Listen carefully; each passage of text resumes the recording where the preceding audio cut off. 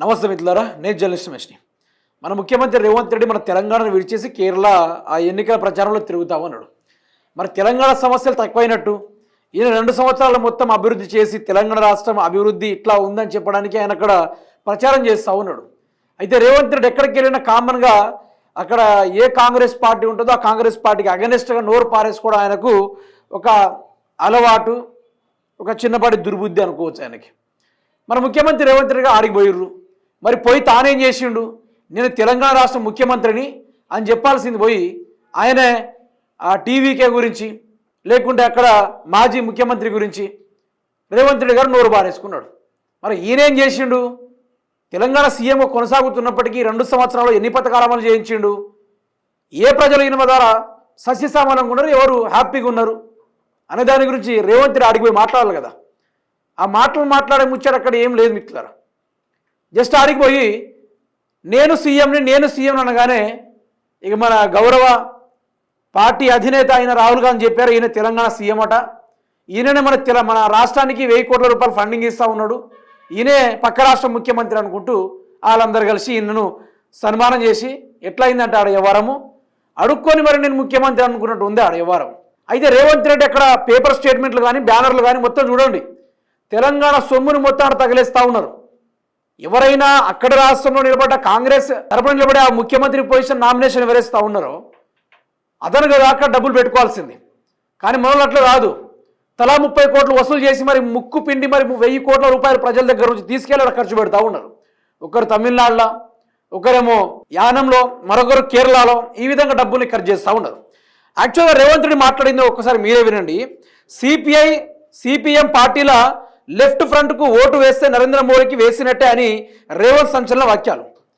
నిజానికి కేరళ వాళ్లకు తెలుగు కొంచెం అర్థమై ఉంటే బాగుండు.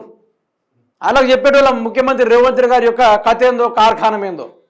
అయితే రేవంత్ రెడ్డి గారు మొన్న అసెంబ్లీలో మాట్లాడుతూ ఈ బిల్లుని పాస్ చేసినాం, ఈ బిల్లును మొత్తం ప్రజల యొక్క ఓళ్లలో చేరుతుంది, వాళ్ళ అకౌంట్లోకి చేరుతుందని మాట్లాడిన ముఖ్యమంత్రి రేవంత్ రెడ్డి రాష్ట్రానికి కనుమరుగైపోయాడు, తెలంగాణని మున్నవోపి చేసినట్టుగా చేసేసి వెళ్ళిపోయాడు. ఇక లేదు తెలంగాణ అసలు ముఖ్యమంత్రులు లేరు, మంత్రులు లేరు, అసలు రాష్ట్రానికి ఎవరు ఓట్లేసిర్రు, ఎవరు ముఖ్యమంత్రి అయ్యారు, యాడికి పోయి ప్రచారం చేస్తూ ఉన్నారు, వాళ్ళ వల్ల మనకు వచ్చేది ఏంది, కేరళతోటి మనకేం పొత్తు, కేరళతోటి మనం లావాదేవీలు ఉన్నాయా, కేరళతోటి ఎక్స్పోర్టింగ్ ఇన్పోర్టింగ్ లాంటిది ఏమైనా ఉందా, కేరళ వల్ల మనకు మన గూడ్స్ పెరుగుతుందా, కేరళ వాళ్ళకి మన ఆస్తి ఏమైనా పెరుగుతుందా, ఏమవుతుంది, ఏం కావట్లేదు కదా.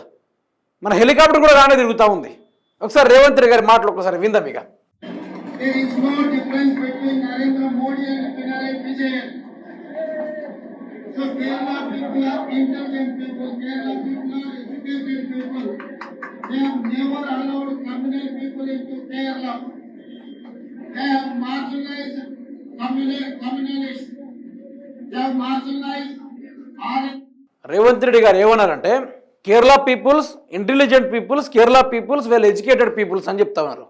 సో ఆ ఎడ్యుకేటెడ్ పీపుల్స్కి నేను చెప్పబోయేది ఒక్కటే, if you want to know about the Congress party in Telangana and the central, just search in the Google, automatically Revanth Reddy history will come, వస్తూ ఉంటుంది చరిత్ర బాగులు పట్టుకొని మూటలు. అందుకనే చెప్తా ఉన్నా, చరిత్రలు తెలుసుకోవాలి.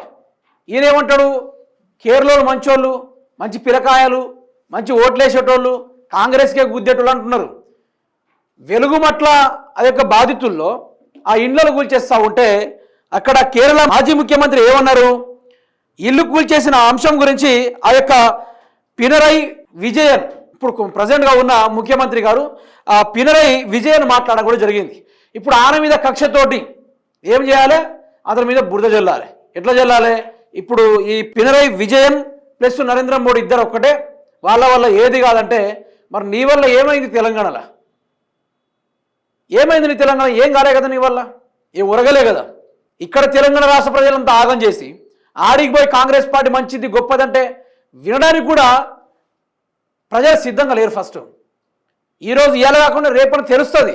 ఆ పినరయి విజయన్ ఈయన పార్టీలో ఉన్న ప్రతి ఒక్కరు ఎవరైతే ఇప్పుడు నామినేషన్ వేయదలుచుకున్నారో వాళ్ళందరూ ఏదో ఒక రోజు రేవంత్ రెడ్డి యొక్క బాగోతాలు బయట పెడతారు. ఏ విధంగా రేవంత్ రెడ్డి ఆయన బీహార్లో పోయి ఎలక్షన్లో యాసిడ్గా స్టార్ క్యాంపెయినర్గా పనిచేశారో అక్కడ కాంగ్రెస్ పార్టీ జాగ్రత్త లేకుండా ఊసిపోయింది. సేమ్ కేరళలో కూడా అదే జరగబోతుంది. కాంగ్రెస్ పార్టీ గెలిచే అవకాశం ఉండదు. మీరు కర్ణాటకలో చూడొచ్చు కాంగ్రెస్ పార్టీ కథ ఎట్లా అయిందో, తర్వాత తెలంగాణలో చూడొచ్చు కాంగ్రెస్ పార్టీ ఎట్లా దివాలా తీసిందో, తర్వాత రాష్ట్ర దేశాల్లో చూడొచ్చు కాంగ్రెస్ పార్టీ అంతు లేకుండా ఎట్లయిపోతుందో. దానికి గల కారణం రేవంత్ రెడ్డి లాంటోడు కిరాయికి వచ్చిన ఓ నాయకుడి లెక్క బిహేవ్ చేసే ముచ్చట్లను, ఈ కబ్జాలను, ఈ యొక్క వ్యవహారాలన్నింటినీ ప్రజలు పరిశీలిస్తూ ఉన్నారు. ఇలా పరిశీలించడం వల్ల రోజు రోజుకి రేవంత్ రెడ్డి కథ ఆగిపోతుంది. తెలంగాణ నుంచి అక్కడ మన గురించి మాట్లాడేంది అనుకుంటూ అక్కడ కేరళ వాళ్ళ ప్రజలు చాలా వరకు అదే ఆలోచిస్తూ ఉన్నారు, అదే మాట్లాడుతూ ఉన్నారు. మరి మన రాష్ట్ర ప్రజలు ఏం చేస్తూ ఉన్నారు? మనం ఎవరికి ఓటేసినాం, ఎవరిని 3 రంగుల మొగోడు అనుకుంటూ ఓటేసినాం, ఈరోజు మనం 3 రంగులు ఎడకపోయిండు, కాంగ్రెస్ పార్టీ దూసిపోయింది, కంటికి రెప్పలా కాపాడుకునే పార్టీ మరి 24 గంటలు పనిచేస్తున్నాం, 18 గంటలు పనిచేస్తామని చెప్పుకునే రేవంత్ రెడ్డి వాక్యపరంగా చూసుకుంటే ఇదేనా పక్క రాష్ట్రాల 18 గంటలకు పనిచేసుడా, లేకుంటే ఢిల్లీ దగ్గర పోయి అక్కడ అధిష్టాన పెద్దల యొక్క కాళ్ళకు భజన చేసే కార్యక్రమాలు తీసాక అక్కడ పనిచేస్తూ ఉన్నదా? మరి రాష్ట్ర ప్రజల దగ్గర ఎవరు పనిచేస్తాడు? ఈడ ఇల్లు కోల్పోతున్నా కూలిపోతున్నా కూడా పట్టించుకోరు, మునిగి చచ్చిపోతున్నా కూడా పట్టించుకోరు, వడగడ్ల వర్షాలు పడి రైతులు చనిపోయినా, రైతుల పంట మొత్తం కొట్టుకుపోయినా కూడా దాని గురించి కూడా పట్టించుకోరు. కానీ కేరళ మాత్రం చాలా ఇంపార్టెంట్. కేరళ అనేది మెయిన్ ఇంపార్టెంట్ టాపిక్. కేరళని విడిచి రావద్దు, కేరళ దగ్గర ఏలాడుతూ ఉండాలి. ఇది వారం రేవంత్ రెడ్డిది. అక్కడ ఏమైందంటే నేనే ముఖ్యమంత్రి అన్న కూడా పట్టించుకునే నాదు లేడు అక్కడ కేరళలో. మరి విలువలేని కాడ మనం పోయి ప్రచారం చేసేవాడు ఎందుకంటున్నా? వీళ్ళున్న కాడ మంచిగా పరిపాలించుకుంటే ఏమైంది? తెలంగాణ రాష్ట్ర ప్రజలు నిన్ను కేసీఆర్ కన్నా గొప్పగా నమ్మిర్రు, ఏదో మార్పు వస్తుంది, నువ్వేదో చేస్తావని చెప్పి, కేసీఆర్ని మించి ఏదైనా చేస్తామని చెప్పి నీకు ఓటేసిర్రు. ఈరోజు ఓటేసిన దానికి ఒక్కరోజైనా, ఇప్పుడు సంవత్సరంలో 365 రోజులు ఉంటే ఆ 365 రోజుల నుంచి నువ్వు మొత్తం 65 రోజుల్లో తెలంగాణలో ఉండి మిగతా 300 రోజులు ఢిల్లీలో, పక్క రాష్ట్రాల్లో, విదేశాల్లో ఉంటే రాష్ట్ర ప్రజలకు ఏం లాభం? ఏమైనా లాభం చేకూరే కార్యక్రమాలు ఏమైనా ఉంటాయా? ఎప్పుడు చూసినా భూ కబ్జాలు, అమ్మిన భూముల డబ్బులు దాచుకునే కార్యక్రమాలు, ఇవి తప్ప ఎక్కడ లాభం మంచి అనేది ఎక్కడైనా ఉందా? ఉండదు, రాదు, కుదరదు. అయితే మీకు ఒకటి చూపెట్టాలి. రేవంత్ రెడ్డి గారు ముఖ్యమంత్రి అయింది జల్సాలు చేయడానికి. ఆయన మంచిగా ఫోటోషూట్లు, ఆయన ఫోటో దిగుడు కాకుండా ఒక కెమెరా పట్టుకొని నేను కూడా ఫోటో దింపే కార్యకర్తగా నన్ను కూడా ఒక దింపండి అనుకుంటూ రేవంత్ రెడ్డి ఒక కొత్త కథ. ఇట్లాంటి పాత వింతలు చూడడం. దీనికోసం ఈ బూట్లు తెలంగాణ సొమ్మే, ఈయన వేసుకున్న మొత్తం కాస్ట్యూమ్ తెలంగాణ సొమ్మే, ఈయన వేసుకోబోయిన హెలికాప్టర్ తెలంగాణదే, ఈయన పట్టుకోబోయిన డబ్బులు కూడా తెలంగాణదే. ప్రజలేమో అష్ట కష్టాలు పడుతూ ఉన్నారు. నిరుద్యోగులకేమో ఉద్యోగాలు, ఉపాధి లేదు.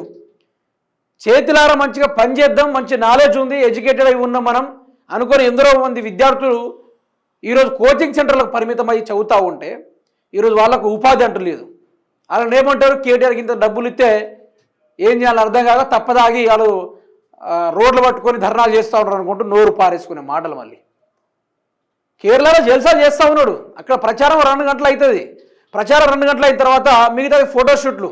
ఈ కేరళ అందాల్లో, కేరళ ప్రదేశాల్లో ఎక్కడెక్కడ మంచి వ్యూ పాయింట్స్ ఉంటాయో ఆడికి పోయి రేవంత్ రెడ్డి గారు మంచిగా ఫోటోలు దిగి తన పర్సనల్ ఐడిలో, అసలు ఆయనకంటూ ఒక ఐడి ఉండదు, ఆయనకు ట్విట్టర్ మెయింటైన్ చేసాడు, ఇన్స్టాగ్రామ్ మెయింటైన్ చేసాడు, అలాంటివి ఏం తెలియదు. ఎవరన్నా తిడుతున్నారంటే చూస్తారు తప్ప ఆయనకంటూ సపరేట్గా ఏదో ఒక పేజ్ ఉండదు. కింద ఇంగ్లీష్ రాయడం వస్తేనే కదా, ఒక టైటిల్లో లేకుంటే కింద ఏదైనా రాయడం వస్తే ఒక పేజీని మెయింటైన్ చేయగలరు. తెలుగులో కూడా రాయడం రాదు మన ముఖ్యమంత్రి రేవంత్ రెడ్డి గారికి. గంత చదువుకున్న వాళ్ళు ఈరోజు మంచిగా జల్సాలు చేస్తూ ఉన్నారు.